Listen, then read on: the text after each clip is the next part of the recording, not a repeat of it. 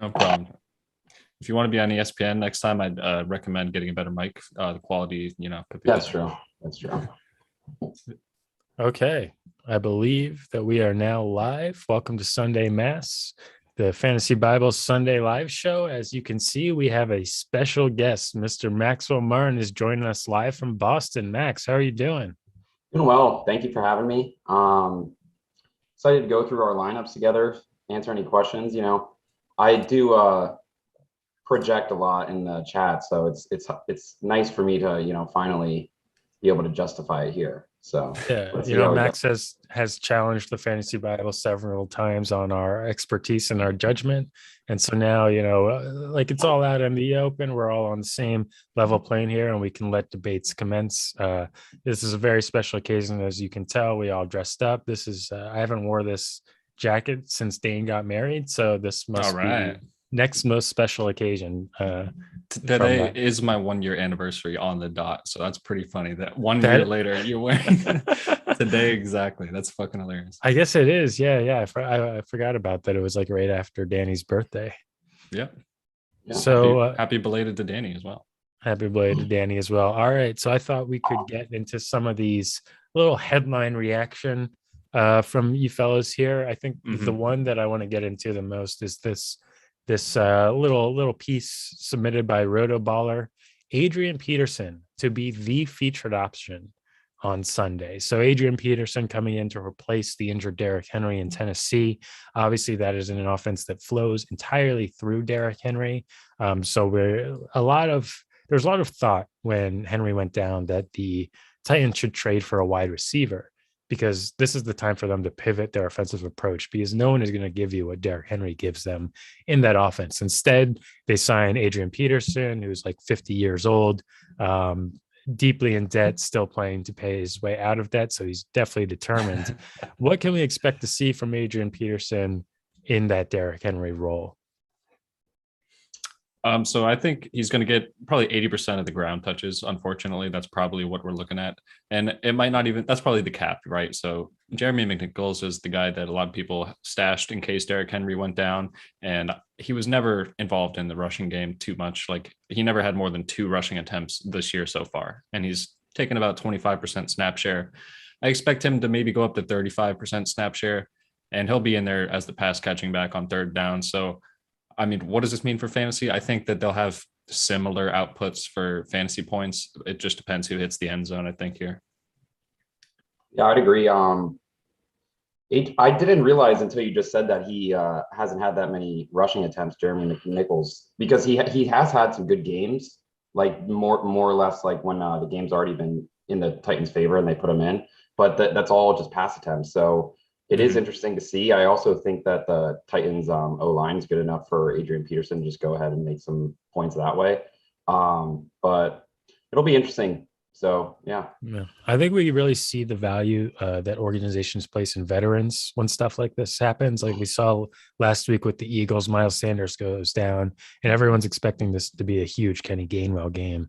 And instead, it's Boston Scott and Jordan Howard that get the majority of the touches. And that's because running backs have to do more than just, run the ball. They have to pass protect. They have to run chip blocks and stuff like that. So often the teams will, when it gets down to it, like maybe the rookie is flashing, but they trust the veteran with the majority of the workload. So yeah, I don't think it's I wouldn't be, confidently rolling out Jeremy Mcnichols this week.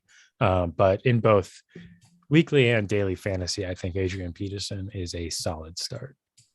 Yeah, we saw the same storyline happen with the Ravens as well. Tyson Williams fading into irrelevancy based on they'd favor the old veterans. They signed all 3 near retirement running backs, and they opted for that. So I think it's also kind of like analogous to Zeke and Pollard in Dallas. Like we'll see if because Pollard still makes good numbers out there just because of that O-line in general. So I think this will kind of see like how much it really is Derrick Henry and how much it is the O-line.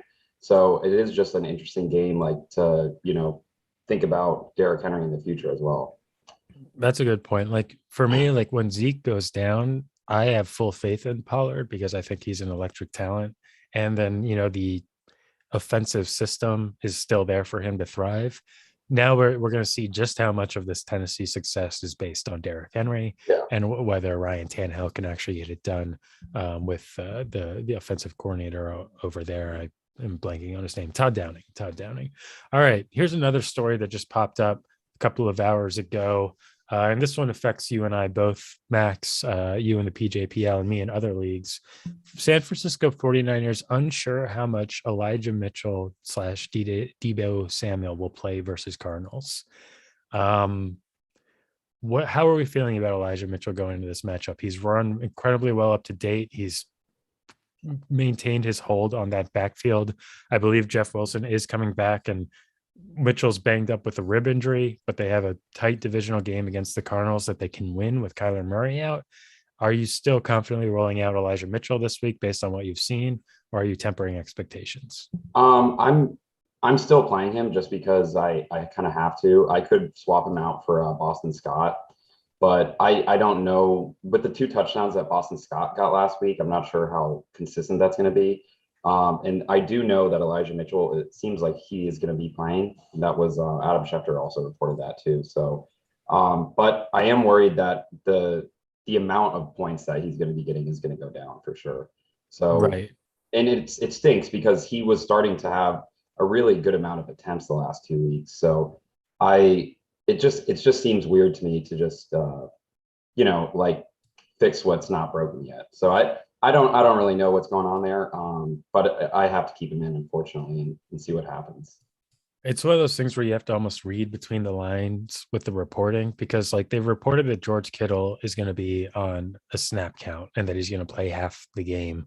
Yeah. And then they say they don't know how much Deebo and Elijah Mitchell will playing. Like, to me, that's saying we're going to throw Elijah Deebo out there in their normal roles, and hopefully they can handle the full workload. And then if they can't, they're going to adjust rather than them being on a pitch count going into the game with Kittle. Yeah. And if you want to look at it like kind of like glass half full, maybe they're just putting in Jeff Wilson because they want Elijah Mitchell to be sustainable for the rest of the year. So maybe it's just a kind of like a weak thing, whereas like they're not actually trying to switch out the running back depth.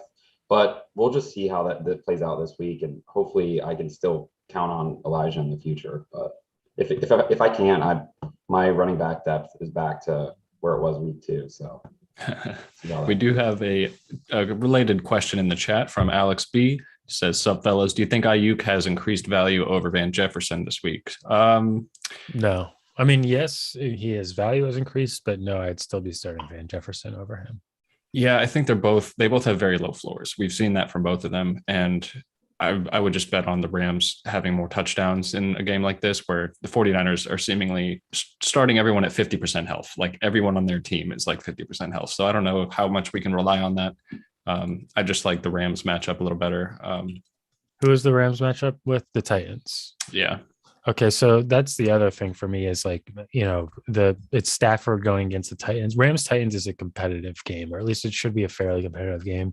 Even without Derrick Henry, these are a 6-1 team, a 5-2 team, 2 top of the league teams competing. The game script wise, there should be a lot of passing in this game, especially with that terrible Tennessee pass defense. Whereas like there's a chance that the Niners run away with this Cardinals game and just are running the clock out. I don't remember who is starting for the Cardinals at quarterback. It's got a C in it. It's got a C in it. Colt McCoy. Yeah. It's Colt McCoy. There you go.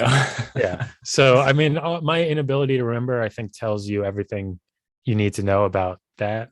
So, I don't know. I think Van Jefferson has the Rams just released Deshaun Jackson, who can still play, who is still a good deep threat, because they just don't have room with them with how good their current receiving weapons are playing. And so in terms of like I think, what do they say? Take the person that got you there to the ball or whatever.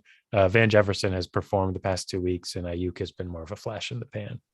That's good. I think for additional sorry, Max. For additional context, Robert Woods was questionable all week, so there's always a possibility he has to miss a drive or two, and that could favor in Van Jefferson's side as well. So I don't think the Deshaun Jackson getting taken off the team, though, is really anything that's going to affect Van Jefferson either, just because there was only really 1 week where I thought Deshaun Jackson kind of made some points happen. But they both have the same amount of targets though. Van Jefferson and Ayuk last week around.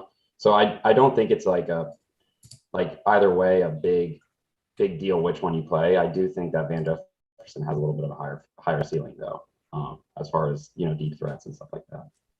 Yeah, and also like Jimmy Garoppolo was playing out of his mind last week. Like that was some of the best Garoppolo play I think I've ever seen, and I don't know if that's sustainable week to week. Whereas obviously Matt Stafford is the MVP forerunner right now.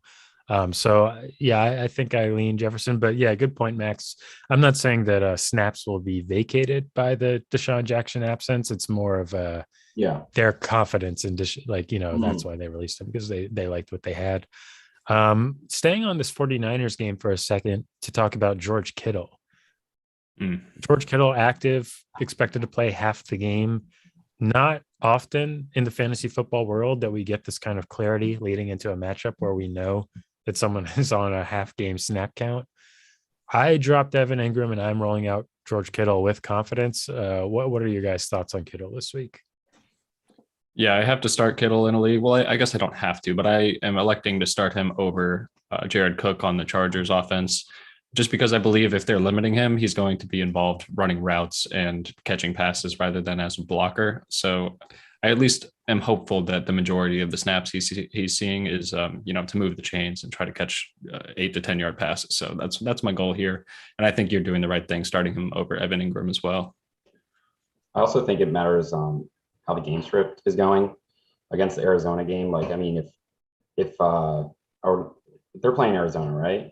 Yeah. Or no, yeah. Sure. So if the game's close, I think it's interesting how like he's saying they're gonna play half the game. Like, is that just the first half? Half or half across the total? Yeah. Yeah. So if the game's close, I think that aligns better for George Kittle. But I mean, just in the thought, like if you're looking at his targets and stuff, I mean, he's when he's in 100% of the snaps, he's getting 9 targets-ish, 11 targets there. So, I mean, you're still going to get around 5 targets from him, and hopefully that's going to find an end zone. So I don't think you're, doing a bad decision playing him, especially.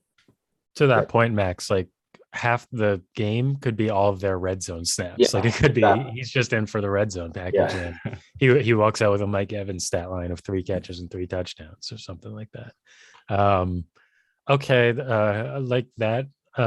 Let's see. There's a couple of other, I don't want to call them breaking news items, but things that have trended in the way that we expected. James Robinson is out against or for the Jags. The Jags are playing a team that's much better than them. I can't come up with it off the top of my head, but they have a tough matchup. I know that they're playing Buffalo. They're playing Buffalo. Okay, yeah. So obviously, whatever the game script there wasn't going to be super positive for James Robinson to begin with. This is a little depressing for me. Fantasy football, whatever you want to call him, opinionator. I have no idea who James Robinson's backup is. Carlos Hyde. Okay. How are we feeling about Carlos Hyde today? I think he will see probably 5 to 8 targets, and that's what you're chasing if you're in a position you have to start Carlos Hyde. The Jaguars should be down in this game very quickly, and they'll have to catch up. Carlos Hyde would be the guy catching it out of the backfield there. So, I mean, if you have to start him, he's got a very low floor on the ground. I don't imagine he'll rush for more than maybe 40 yards on the day, and that's probably being generous. And then you're hoping for him to fall into the end zone and catch 5 passes. That's really what you're after there. And the spread right now in that game is -14.5. So yeah, that's right. There's not going to be much running on the Jaguar side. So just off that, I for some reason Carlos Hyde's one of those people that's like one of those running backs that I'm always like, that guy's a timeless machine, Yeah. So it's like I don't know like his history but he's always that person that it's like, oh, he's gonna go off. So it's just like I don't know. It's James Robinson's script though in the past games were all good, even against Tennessee Titans, all that stuff. So it depends on how well I think Carlos Hyde starts off, and if they want to keep playing him in for maybe some play action passes down, because this game's Trevor Lawrence is probably gonna have like 5 picks, and 50 pass attempts. Yeah, exactly. So it's just if he can establish something, then I think it will help the passing out too. So it just depends on, I guess, Carlos Hyde's like, how old is that man? Like 31. Yeah. yeah. Okay. But as you said, I mean, that's you don't get to Timeless. be 31 as a running back without providing value. Okay, so this was breaking news as of 47 minutes ago. Christian McCaffrey on the field for warmups. Last time Christian McCaffrey was limited coming off a lengthy absence, he saw 28 touches at last year. He saw 28 touches for 151 yards and 2 touchdowns on a 70% snap share. So no one's sitting Christian McCaffrey today, right? If he's active, you have to play him. It's just that simple. Yeah, I mean, especially last week, that was a really sad Panthers game. Which one? Didn't they not score a touchdown last week? I felt like, or it was like a very low scoring game. They won the game though. Yeah, it was like 10-3, right? Or something. I think like 17-13. Okay. You're close. But they need McCaffrey. So, with that, if he's active, then for sure play him. Yeah, I don't think it's a coincidence that Sam Darnold was looking like good when McCaffrey was there, and then all of a sudden Sam Darnold looks like Sam Darnold. Just such a reliable tool for him to just check down and turn into 15 yards. Okay. Honestly, it's great. It's too little, too late in PJPL for me, but in a league where I drafted Christian McCaffrey and George Kittle, it's kind of nice to be rolling out that lineup at somewhat full strength today. Curious, Max, are you taking that spread? The Panthers game? No, excuse me. I moved past the Bills Jags game. Yeah, I have that picked right now. The only other line that I'm considering over that for my pick'ems is the Raiders. I just think that's with the news that's going on. I think the line's way too close, but yeah. have you seen the Chargers line? Yeah, it's -1. Yeah. What? -1, right? Yeah, no, -1. Yeah. Yeah. So there's a lot of rat lines out there today. So beware, guys. But I'm sticking with the Bills. I think I just there's that one game I think 2 or 3 weeks ago where the Bills won 50, put a 50 burger on that team. Yeah. And I was just like, all right, this is gonna be I think a repeat of that. So I'm sticking with the Bills, I think. And the Bills find a way to cover, that game versus Miami last week. It looked like they were not going to cover, and then some last minute Josh Allen touchdown, and the spread is taken care of. It wasn't my choice to bet on the Jets on Thursday night. It was Boomy's choice. And, maybe if Mike White had been healthy the whole game, the Jets would have covered.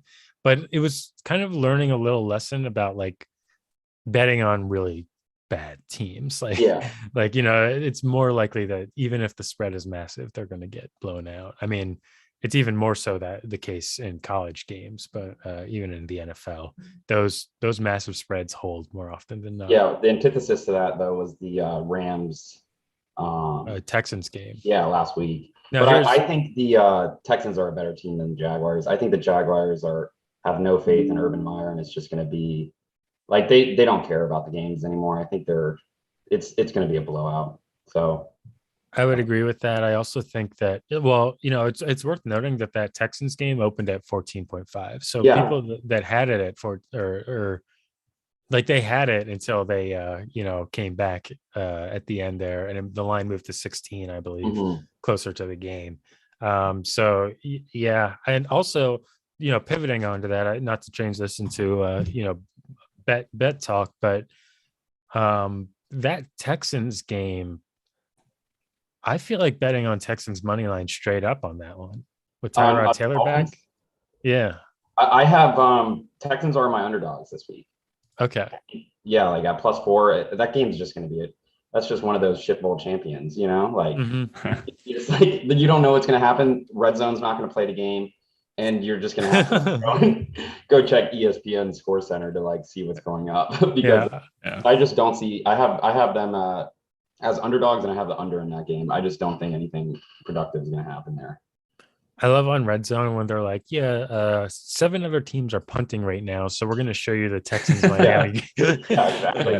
It'll be 3:00, and they're like, all right, we're checking in for the first time in Houston. Yeah.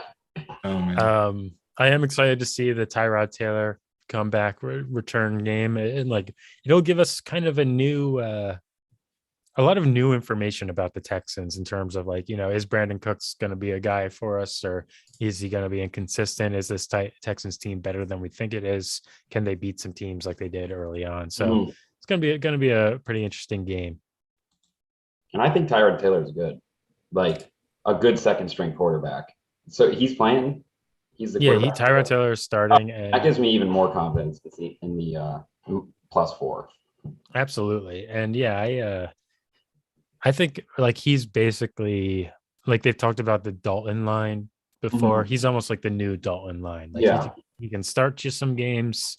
You probably don't want him as your starter, but he's like the lowest tier starter you can get. And that's still means he's a top 32 quarterback in the NFL. So Dane, did you have any questions or lineup queries getting into today's matchups? I do. I have a myriad of RB2s that I need to figure out who to start. This is in our dynasty league. So right now I'm going to start Cordell Patterson just because I can't bench him out of, emotions, and he's looked pretty good. So then I have Devonte Booker and Chase Edmonds in 2 other slots here.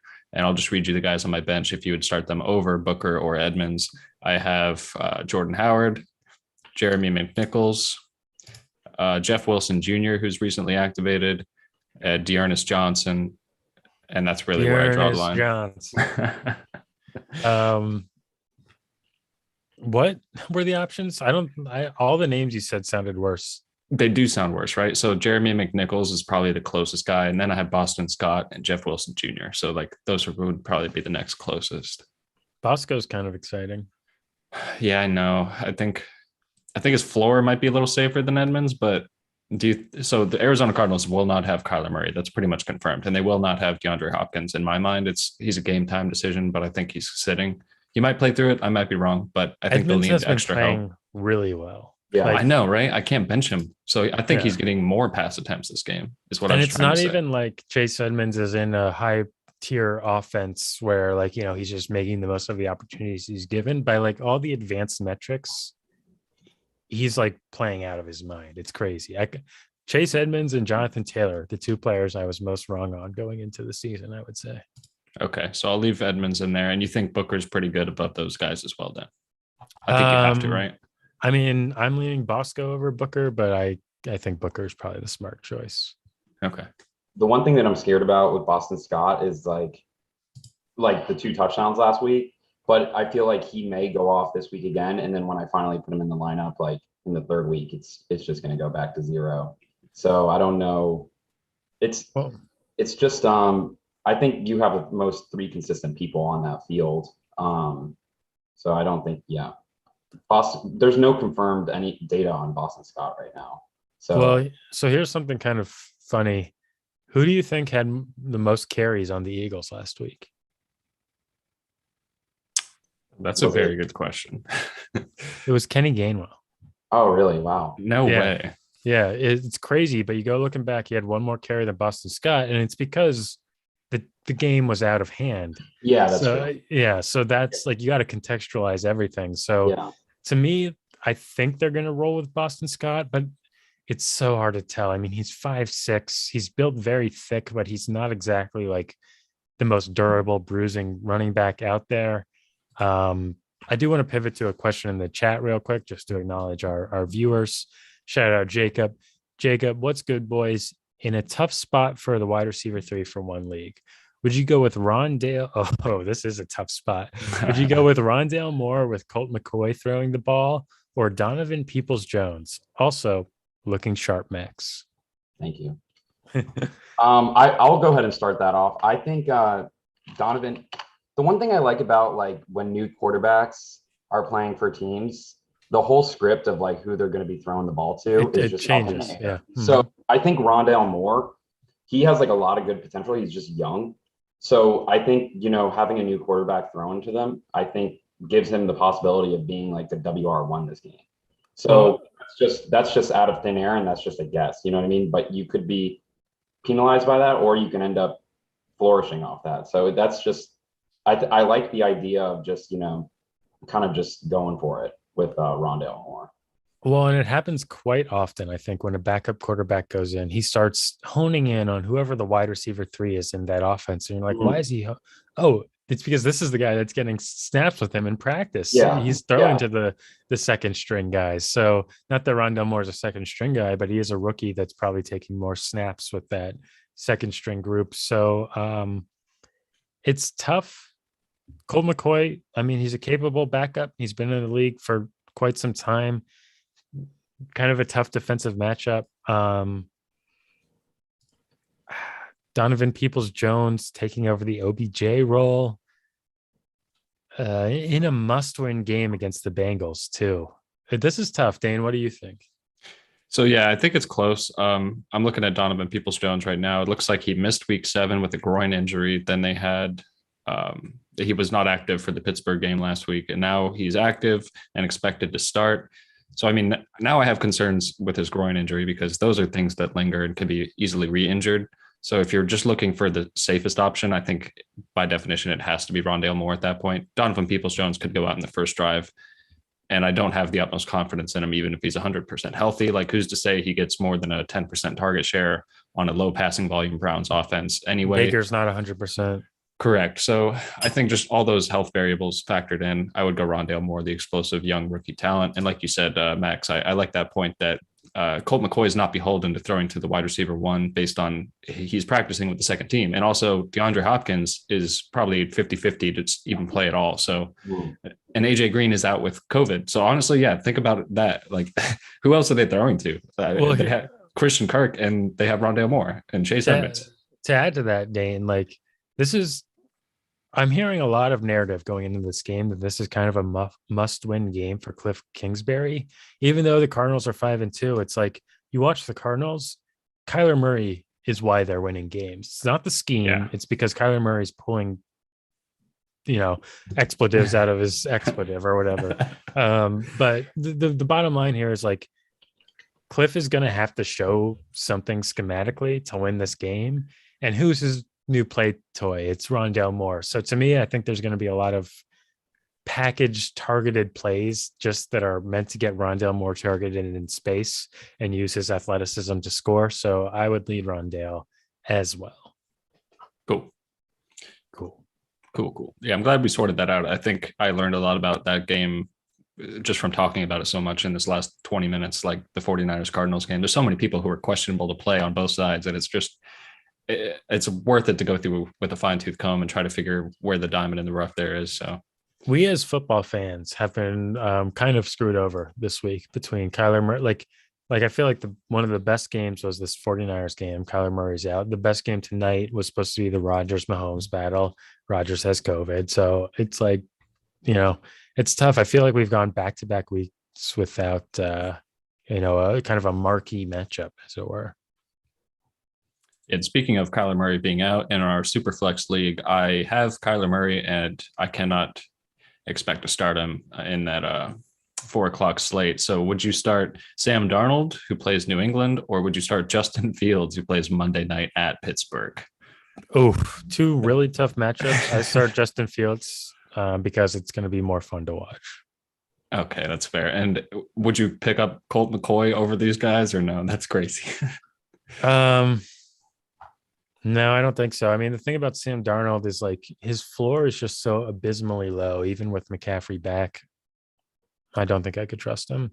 And Okay. Fields has a really tough matchup with that Steelers defense, which is as good as it has been the past few years, but he does have a rushing floor. He did kind of have his little breakout game, and the Fields breakout game has been buried in the news cycle. Like we've got Ruggs, we've got Rodgers, we've got OBJ, we've got Michael Thomas. All these things are burying the fact that Justin Fields had a breakout game this weekend and no one's talking about it, or last weekend, excuse me. The only thing that is a little scary with Fields is the over of that game is 39. So no, like, I mean, like if you're just, so I took the over in that game because to me, yeah. if I see an NFL total in the 30s, I'm taking the over. Yeah. But I don't think anyone's expecting like a high velocity throwing game. So it's, if you want to allow, especially if McCaffrey's playing where, you can just chuck it to the right of him and hopefully get like 60 passing yards off of that. Like that's just some extra points there. But I just don't think either of those are.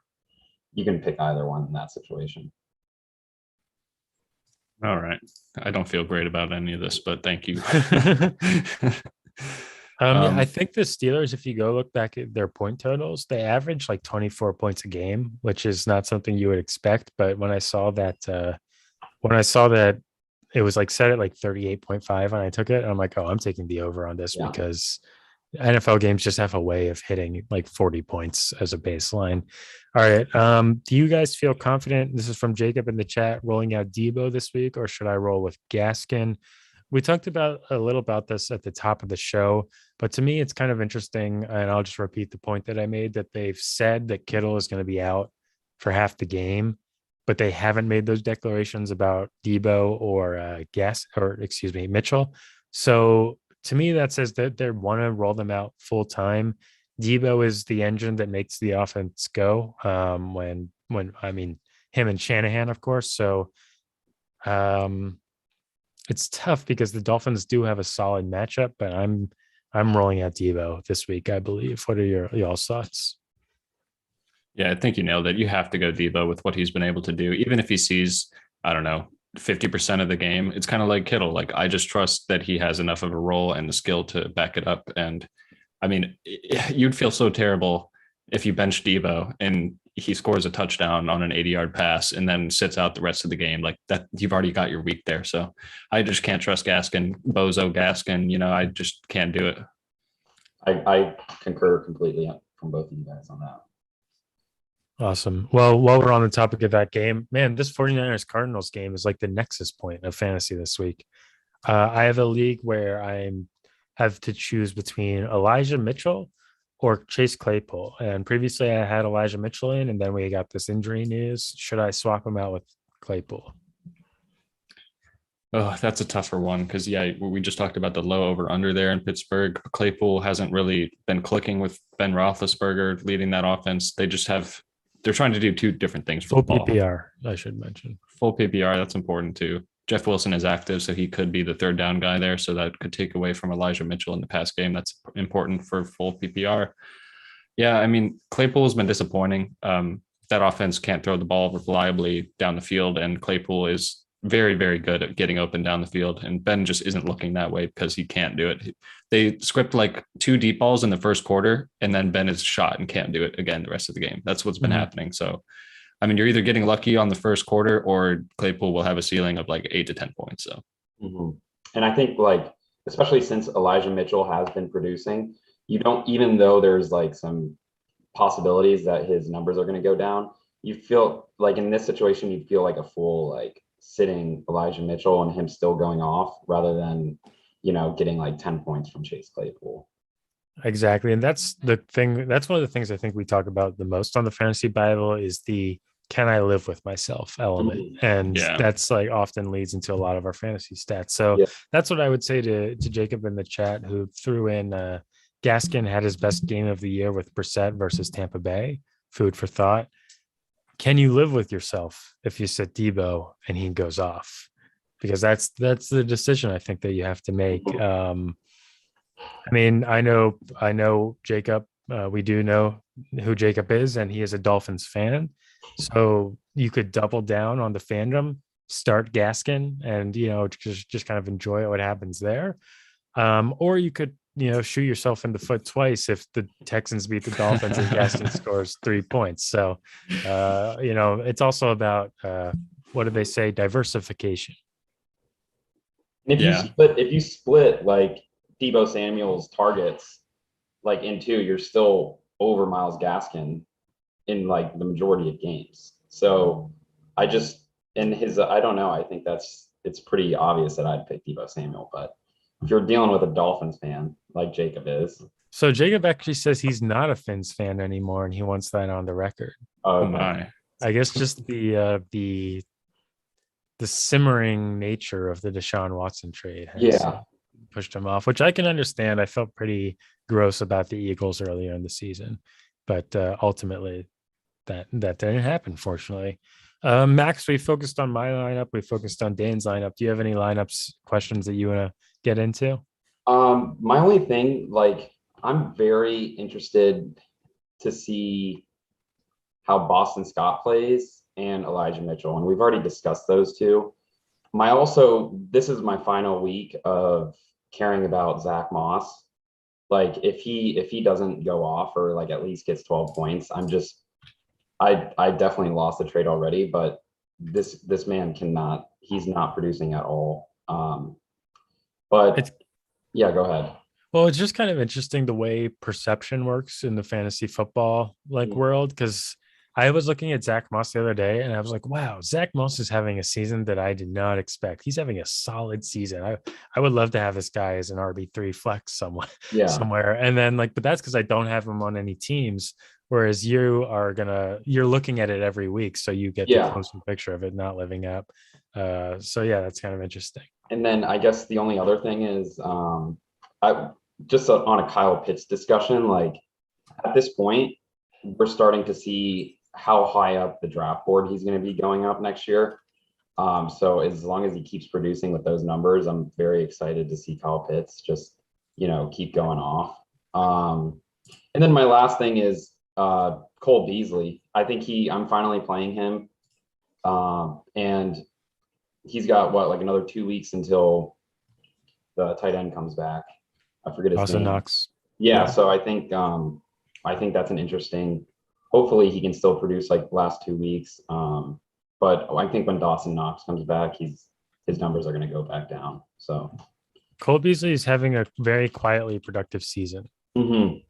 But it's that guy that you have on your team that you always play him when he's just like not doing well, and then he's using on my bench. So I just hate having players like that.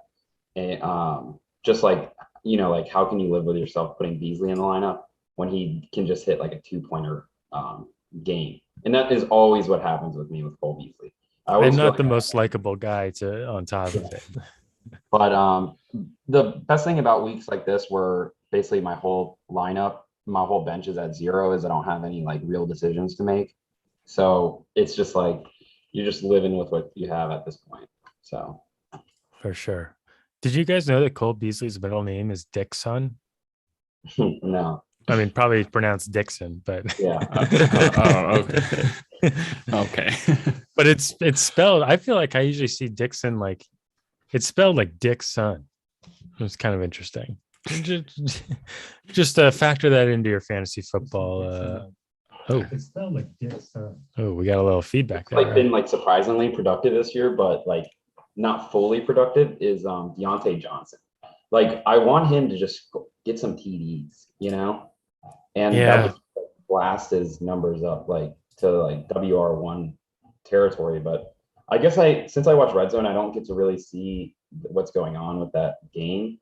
But it just must be that like in the red zone, he's not getting targeted or something. He's like a short yardage target guy, and just like the ceiling of that, like when they get into the red zone, their best weapons are the tight ends and their running back, because they got the big bodies for Ben to target in the end zone and bruising Najee Harris to just push it through. So I think that's why we haven't seen many TDs, but also just like the overall ceiling of that offense is so limited by Ben Roethlisberger. Yeah. Yeah, because Deontay Johnson is averaging like 12 and a half targets a game. That is elite wide receiver 1 territory that only like Devonte Adams is, with next to him in that category. But yeah, like you said, the offense has a ceiling that's not very high based on Ben. And yeah, the red zone opportunities aren't there enough to vault him into that category. So here's an interesting question for you guys looking forward to 2022. Which team would you rather have Aaron Rodgers go to from a fantasy perspective, the Steelers or the Broncos? Steelers for me. Yeah, the Steelers have all the wide receivers already, so I think that's just the clear answer there.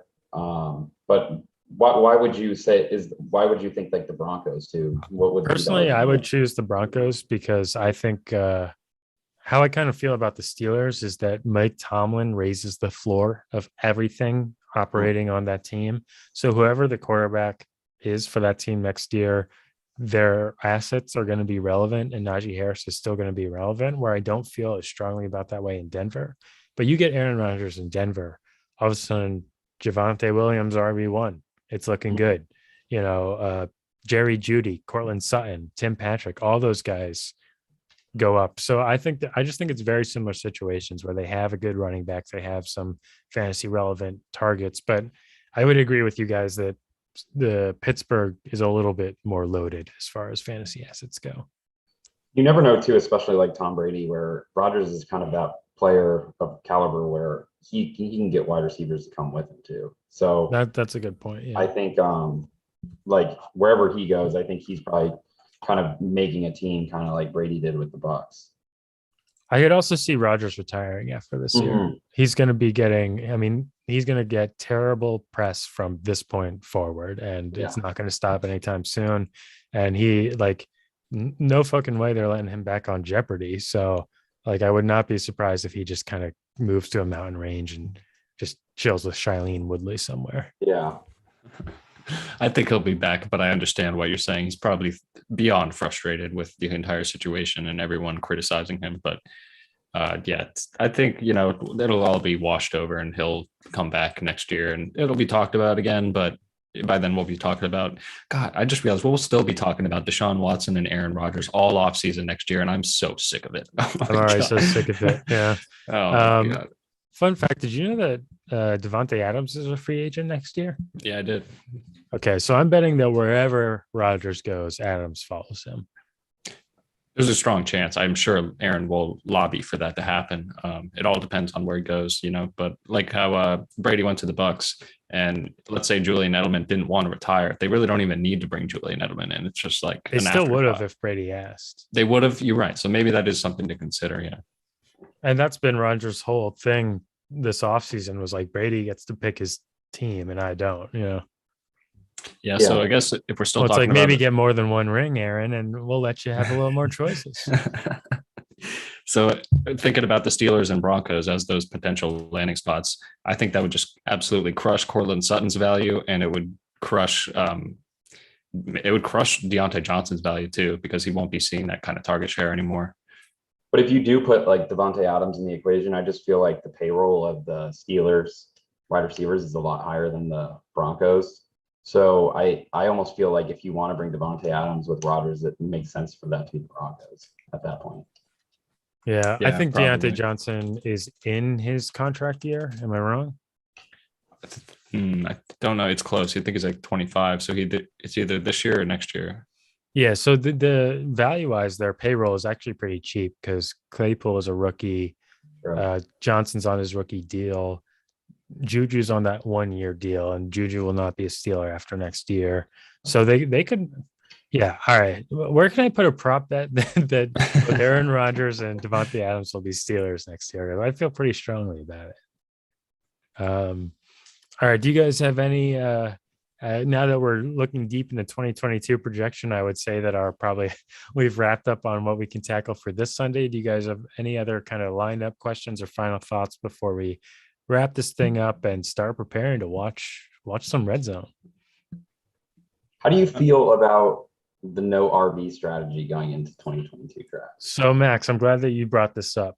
I am 7-1 in one league, and it is the league where I drafted 0 RB. Yeah.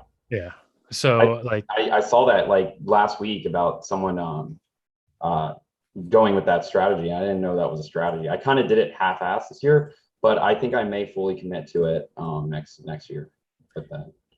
I think that the more that I've done this, and I think Dane will echo this, that going in with any strategy is fallacious, and then you just have to stay water, because like one of our commandments of the fantasy Bible is that you need to take 2 running backs in the first 3 rounds, essentially. Like you need, and while I still kind of agree with that, if you pick the wrong running backs, then your entire season is screwed. So like the idea, it certainly makes sense to me that you target the assets that are less likely to get injured early on. You lock down 2 top wide receivers, a top 10 end, maybe even a top quarterback.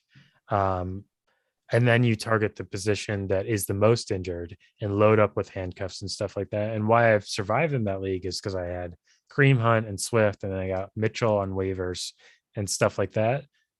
But a lot of that is the same luck that if you were to target RB early on could pay off for you. So Yeah, I know what you mean. like, yeah. So ultimately I'm like, it's just kind of best player available. Yeah, I feel that. Who do you think are going to be like the top running back? Like, who would you be looking at next year? Jonathan Taylor is going to be RB1 next year. Yeah. And how about Najee Harris? Najee Harris will he's also up there be too, like yeah. RB2. Yeah. But I think like the three, like Derrick Henry is like the only one that will stand within like McCaffrey and Kamara. McCaffrey, Kamara, Cook, I expect them all to fall. Yeah. I think it's going to be like a changing of the guard year at Yeah. running back. And this was almost like the precursor to that year where different names like Gibson and Taylor were creeping up into the top 24 and top 12 even. And I think we're going to finally see the switch where it's finally not, which do you want, Kamara or Cook? Like, you know, that kind of thing. Because those guys are 27 now. Antonio Gibson, with his shin splints, he's just like with Danny. Like, it's just like the fact that Danny has the guy with the shin splints is hilarious. Yeah. It's just like I remember he was trying to trade me, and I was like, Danny, we all know how serious the shin splints are, right? Like, yeah. It ruined Danny's track career. I mean, so it's just like I'm not going to trade for that guy. It's a shame though, because I think Antonio Gibson's a good running back, but I think he's really good. I just think he's limited by that offense, and then obviously his own injuries. Mm-hmm. Yeah. But yeah. Thanks for having me on. I appreciate it. Hopefully Danny is in the chat. Please give a trigger warning before discussing Gibson in the future. Oh man, poor guy, dude. Thanks for joining us, Danny. It's funny because the chat is on a slight delay from like where we are, so he's just hearing everything we just talked about. Didn't know Danny was in the chat. Shout out Danny. Happy birthday, Danny. Happy birthday, brother. Awesome. Well, Cheers. Max, as always, man, it's a good time. Thanks for coming on. I think you added a lot of juice to this situation here. Enjoy the day of football. I'm sure we'll connect in the group chat. Any other closing thoughts, gentlemen? Last one to take their blazer off is the loser. Ooh. Oh, I said last one. I mean, you got to wear it all day. Oh, I thought you meant. I don't know. All right, this just got a lot easier, Max. I'm taking mine off as soon as we're done recording now. I feel like that last one to take their blazer off is a loser. It's it means first one to take them off is a winner. Yeah. Oh, yeah. I definitely said that wrong. Okay. So I am an idiot. Don't trust anything I've ever said because it's probably wrong. Oh, man. All right. Well, thank you guys. And we'll see you next time on the podcast. Someday. Good luck, everyone. Yeah. All right.